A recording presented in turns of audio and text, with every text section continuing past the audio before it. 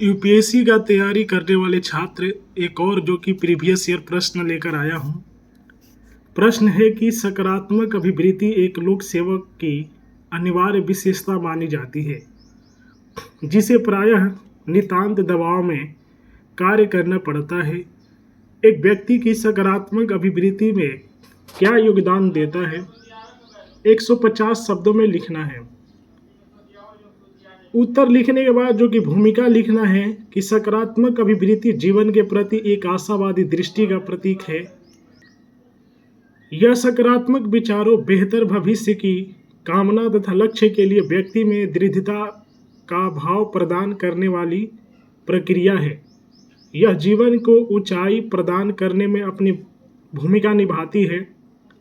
सकारात्मक अभिवृत्ति में से किसी भी चुनौती पर नियंत्रण स्थापित किया जा सकता है।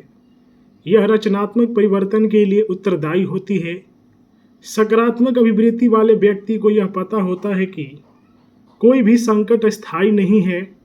यह चिंताओं को दूर कर मनुष्य को विश्वास से भर देने वाली चेतना है। व्यक्ति के जीवन के हर क्षेत्र में सहायक होता है।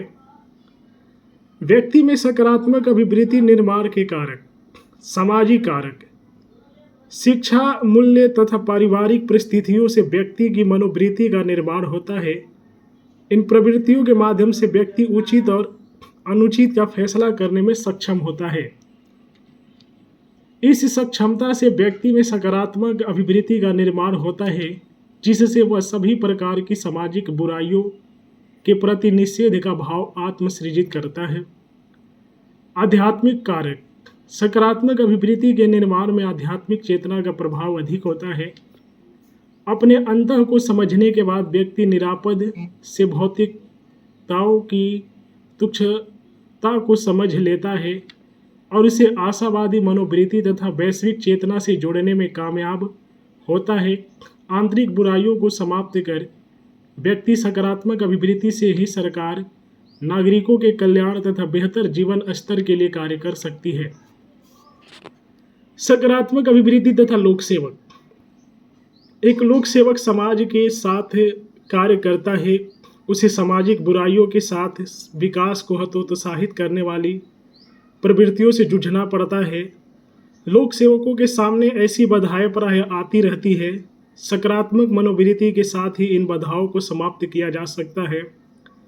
एक बेहतर लोक सेवक के लिए सकारात्मक अभिवृत्ति का होना पहला प्राथमिकता है। देश के कई क्षेत्र तथा विभिन्न जिलों में संसाधनों की अनुपलब्धता गरीबी का कारण है। कौशल की कमी के कारण बेरोजगारी की समस्या विद्यमान है।